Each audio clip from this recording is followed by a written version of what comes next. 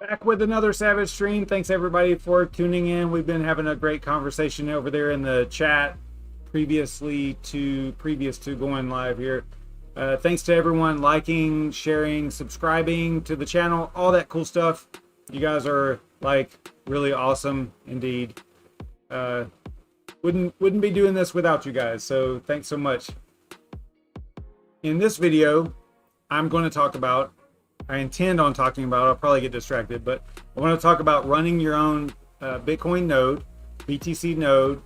And I was wondering if you guys have ever thought about running it, or if you are already running your own node. And maybe you might think that you might not have the technical know-how to actually do so, but I'm going to show you, not in this video, but because we're only going to talk about like why you would do this in this video. But in a future video, I could show you like how to actually do it. It's super, I mean, it's almost embarrassing from a technical standpoint at how easy it is now to actually do this. Years ago, it was really difficult. It was a really cumbersome process, and you had to really know what you were doing in order, from a technical standpoint, in order to actually do it. Now, I'm telling you, it is so easy. It's like I said, it's embarrassing. It is literally embarrassing how easy it is to run your own Bitcoin node these days. But I do want to talk about like why. Why would you run your own Bitcoin node? So in this video, we're going to talk about Bitcoin nodes, what they are, what they do, why you should run your own Bitcoin node. And like I said, it's super simple. It's embarrassing. It's so easy. All right, let's get to it. So first, we need to discuss what a node actually is. So a node, as it functions, let's see here. Let me get something on the screen here besides my ugly mug. So a node and its functions can vary depending on the project. So it varies from project to project. A quick example would be like running an Ethereum node is way different than running a Bitcoin node, and running a Thorchain node is way different than running an Ethereum node, right? So like depending on the network, another example is Zelle, for example. So Zelle has a different function that they provide with their nodes. So each network is going to have its own node responsibilities, I guess is the way to say it. But in general, a node is a computer connected to other computers on the same network that follow the same set of network rules and share the same information. In short, that's just the easiest way to describe it. And I actually caught this question in someone else's live stream. I don't know if it was Red Panda Mining's or possibly DCA Adventure that we talked about this. Someone was asking like what a node is. Heck, it could have been one of my live streams. I don't know. I don't remember. But anyway, yeah. So I figured I would bring this up because I think that this is important for everybody to know, especially those that are just entering the space, because you kind of have to be a real part of the crypto space. You really need to be running your own node, and I'll talk about why in a little bit. But first, we need to cover like exactly what the node is. So I started with that a little bit already, but what exactly is it in the Bitcoin environment, in the Bitcoin network? What is a node? What does it do? Because, like I said, in different networks, it does a node designates, or a node describes different things in different networks. So what is it in Bitcoin node? Because that in the Bitcoin network, because that's what we're talking about tonight. A Bitcoin full node is a computer in Bitcoin's peer-to-peer network that hosts and synchronizes a copy of the entire Bitcoin blockchain and broadcasts, this is important, it broadcasts new mempool transactions to the network. So those unconfirmed transactions that are out there on the network, that is what is the purpose, or the one of the responsibilities of a Bitcoin node is to broadcast those transactions to the network. The entire blockchain right now, the entire Bitcoin blockchain is currently over about 317 gigabytes of data. And that includes all the transactions, all the blocks of data that have occurred during the entire life of Bitcoin since the Genesis block in 2009. So it's a huge amount of data. 317 gig is nothing to sneeze at. That's a lot of consumed space.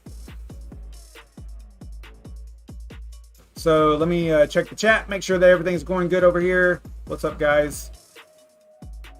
Make sure no one's tagging me or anything crazy over here. Sound should be good. Let me move the mic a little bit closer, because I noticed in last night's stream that I sounded a little bit far away. Hopefully this sounds a little bit better. I'll try to speak closer to the mic, because I know that helps the sound a little bit. My mic is kind of far away because the keyboard is in the way, but I can move it a little bit closer and get it really directional here. So the function of a node, let's talk about this for a minute. The function of a node is to ensure that transactions are broadcast on the network to the miners, who are the transaction validators, and bear witness to those transactions, right? To the validity of the transactions. That's kind of like the responsibility of the node is to bear witness to those transactions and say that they are in fact validated transactions. So they bear witness to the current mempool where all the unconfirmed transactions live on the network. A node also verifies all the transactions that are added are valid, and it rejects the ones that are not. It also provides details about the blockchain, such as balances, block numbers. This occurs whenever you have like a wallet that you open on the Bitcoin network and you are communicating on the Bitcoin network. Then one of the responsibilities of a node is to actually provide you with your balance. That's actually literally what a node does, is provide you with your balance. That's one of the things that it does. So all these things are at this point in time in the crypto space. I think it's kind of overlooked. The responsibility or the significance of running your own node might be slightly overlooked, and that's why I wanted to actually do this video. So let's see, what does it also provides? Let's see, like a node can provide the current difficulty and all kinds of information about the network to the wallet or to the explorer or whatever the service is that's actually accessing the node. So that's the importance of running your own node. New nodes that connect to the network also connect to existing nodes to download a copy of the entire Bitcoin blockchain. So that is another function of the node that you run, because you're providing a service to the network where if new nodes are connecting, then they can use your node as a source for the entire Bitcoin blockchain. So hopefully that makes sense and kind of gives you some information on why you would do this, as a Bitcoin user. So there's currently only about 10,000 known full Bitcoin nodes running. I have one, but mine is shielded in some way because I'm running it on the Tor network. And that's why I said known. So 10,000 known. These are ones that are visible to utilities such as Bitcoin, bitnodes.io. So this is saying that there's 9,410 current Bitcoin nodes, but these are the ones that are visible, right? If you're running your node on the Tor network, then it's basically invisible to a type of utility like this that would query the Bitcoin network to try to determine where all the nodes are. Okay, so if you're on the Tor network, you're kind of hidden from this type of data collection here. So keep that in mind. But still, so there's 9,410 known nodes, and this, in my opinion, this needs to change because, think about it like this. If there's only 10,000 nodes, that means that out of the 25 million Bitcoin users around the world, 25 plus million, only 0.0004% are using the network in the true peer-to-peer manner it was intended. So I'll say that again. Out of if there's only 10,000 known nodes, then that means that out of the 25 million plus Bitcoin users around the world, only 0.0004% are using the network in the manner in which Satoshi Nakamoto intended, which is peer-to-peer. All the other users are using it in a client-server environment, since they are relying on someone else's node to broadcast their transactions and risking, the certainty of their transactions. So let me give you an example. This is just a kind of an analogy, not really an analogy, more of like an example. So let's say that a very sophisticated technology user was going to buy your house, and you were going to accept Bitcoin for that transaction. Then that user, that very sophisticated Bitcoin user, technology person, could basically configure your Bitcoin wallet to validate or to connect to a malicious node that could say that, now that node could be that person's, right? The person that's buying your property. I know this is a far-fetched example, but it could happen given the rules of the network. So they send the Bitcoin to your wallet. You see it, you get 3 or 4 confirmations. So you're like, okay, good, we're good. Here's your house, here's your keys, go and enjoy your new home. Well, come to find out, you've been connected to a malicious node that is going to validate your transactions and show you that these confirmations have happened whenever they haven't actually happened on the real Bitcoin network. Okay, so hopefully that makes sense.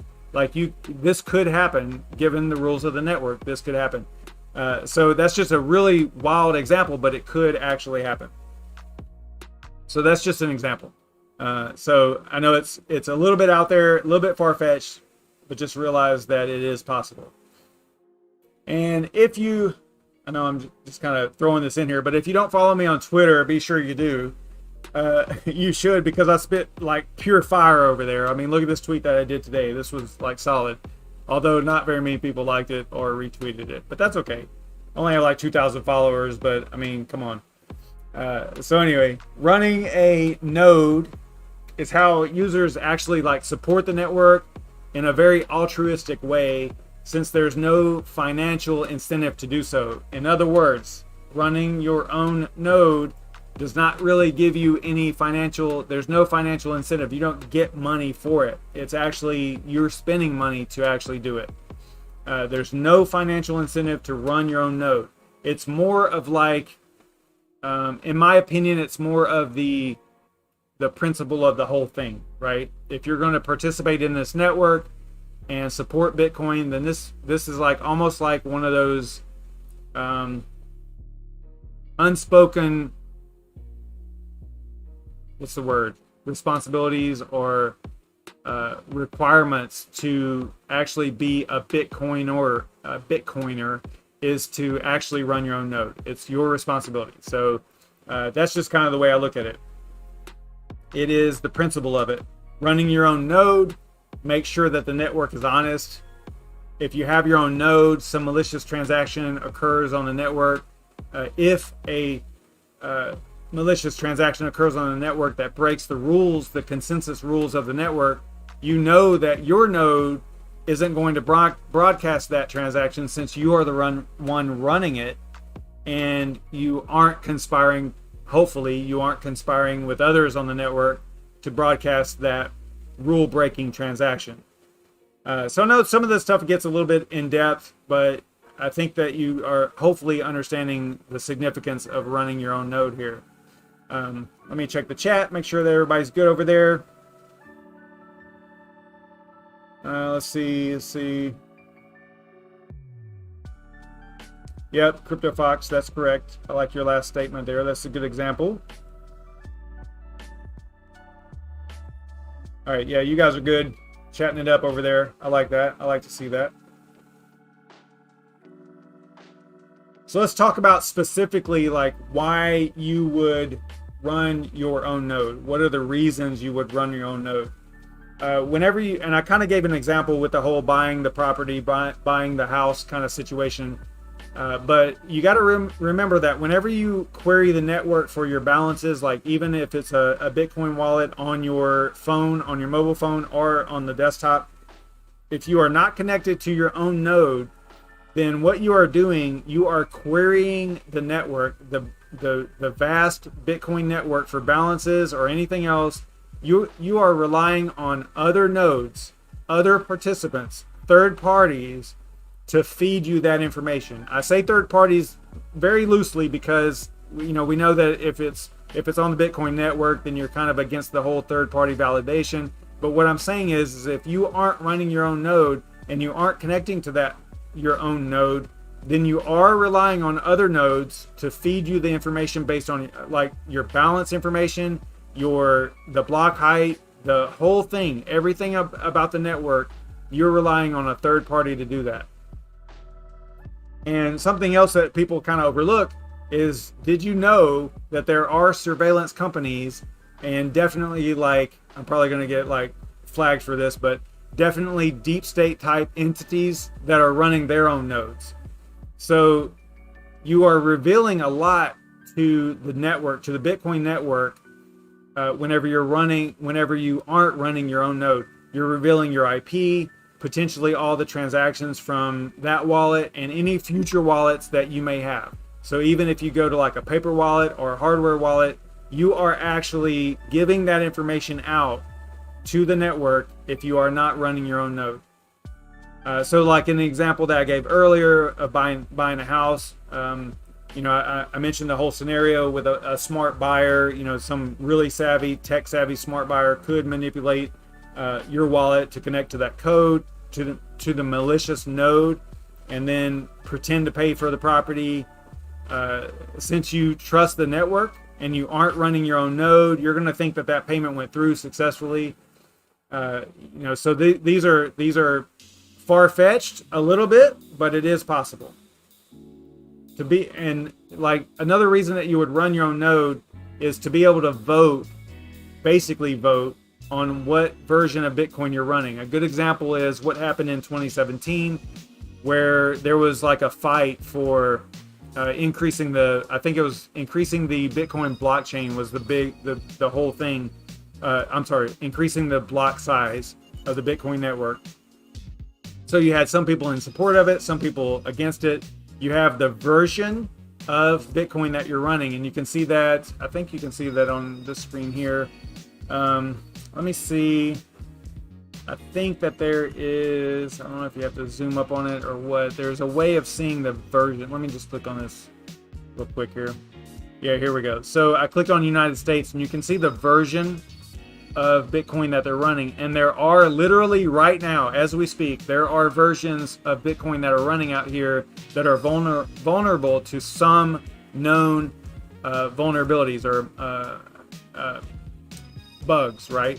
So, you're looking at, I think I want to say that 20.1 is probably the highest right now as far as the version goes. But what I'm getting at is if you were running your node, your version, then let's say that at this point right here, at the number 2 spot here, which is 21.0, let's say that there was some contention and people wanted to increase the block size or way worse, they wanted to actually increase the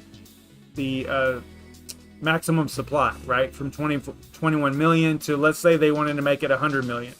And you didn't necessarily agree with that. So what you could do is not upgrade to the version. Actually, I got this backwards, but you see what I'm saying here.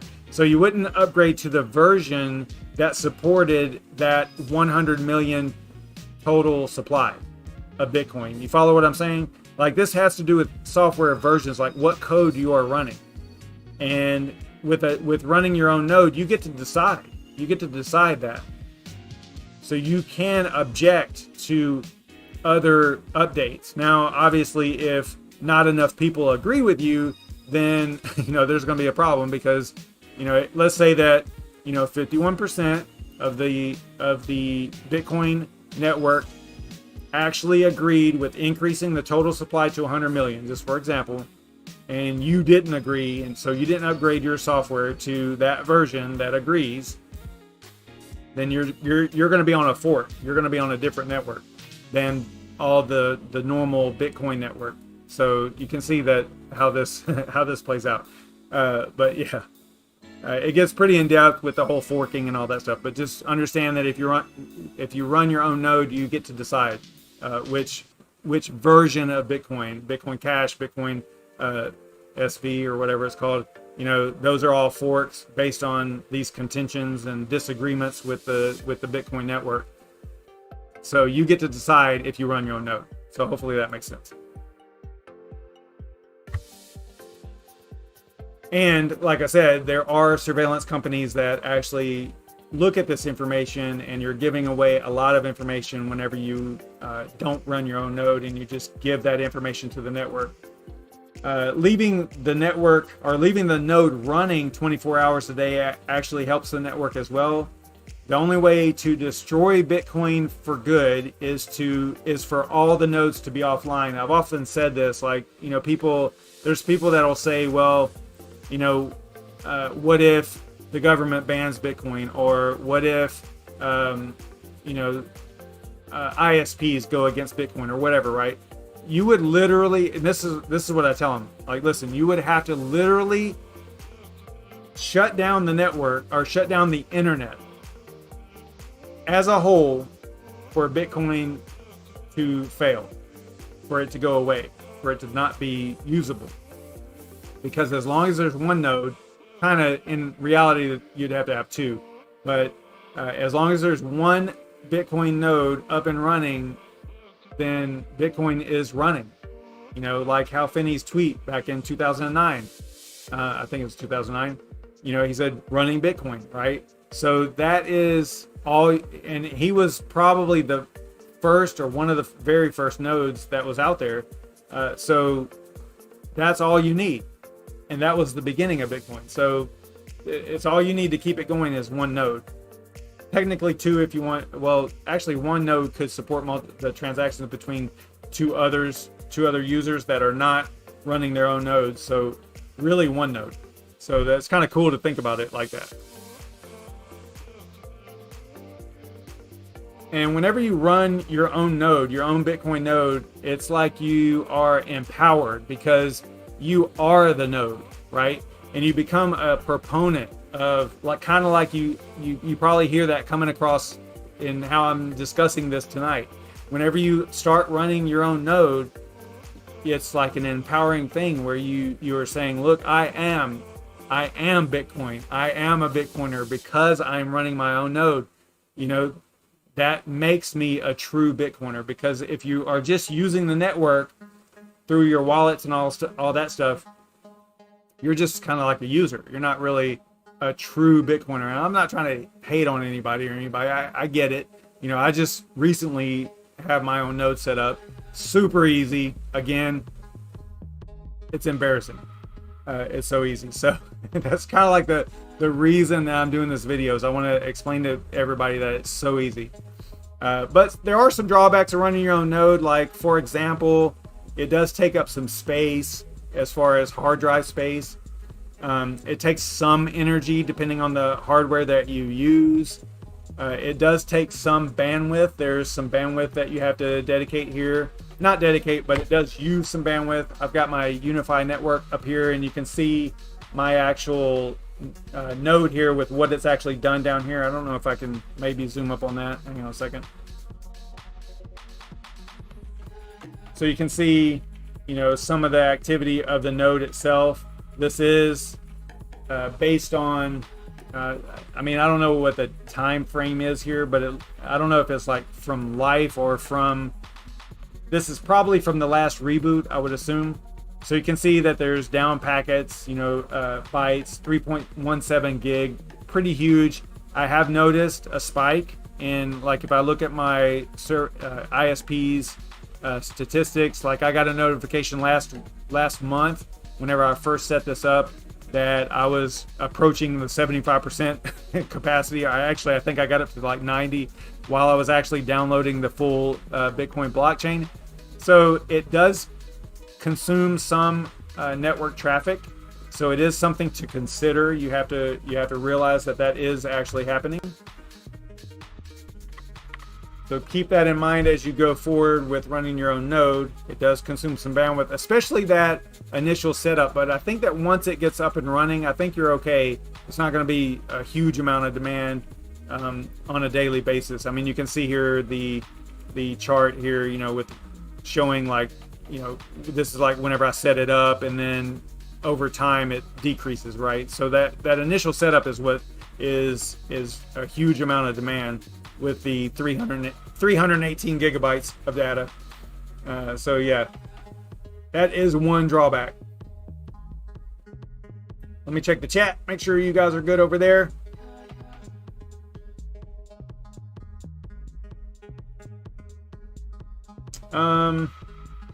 Anthony Ryan, yeah, I mean, you would do VPN type stuff. You could do Tor network. If you're running your own node, you would run it on Tor and be okay there, hidden and all that stuff. Anthony Ryan, there is no financial incentive to running your own node. It is not, you are not validating transactions. You do not get any money for doing so. It is purely at your cost. It is altruistic behavior for supporting the Bitcoin network. There's no financial incentive. You do not get rewards. You do not get anything for running your own node other than peace of mind, and that's pretty much it. I mean, other than, like I said, altruistic. You're running a node to support the network, and that is your payment for running that node. Hopefully that makes sense. Yeah, there's no penalizing or anything like that. Like let's say that your hard drive crashed where you're running the node, then nothing's going to happen other than at that point you're just not running your own node anymore. You see what I'm saying? This is altruistic. This is just generous. This is just like, hey, I'm going to support the Bitcoin network with my own hardware, my own computing power. Here you go. Right. So another key point here is that some people run their nodes on like a VPS on Amazon. Okay, that's fine, but you are still relying on someone else's computing power at that point, right? You're relying on Amazon. And we've seen some things happen over the past 6 months, actually less than that, from Amazon that have affected users that support that use their services, like their AWS and all that. So that, in my opinion, is not necessarily running your own node if you're running it on someone else's server. What I'm referring to is actually having it in your house, in your place of business. That is your node, and that is running your own node. If you're running it on someone else's server, I don't consider that really running your own node. And I mentioned business, which is really, I meant to mention this earlier. So if you are a business that accepts Bitcoin, all right, and I gave a really wild example with the whole buying the house thing, but imagine you were a retailer, right?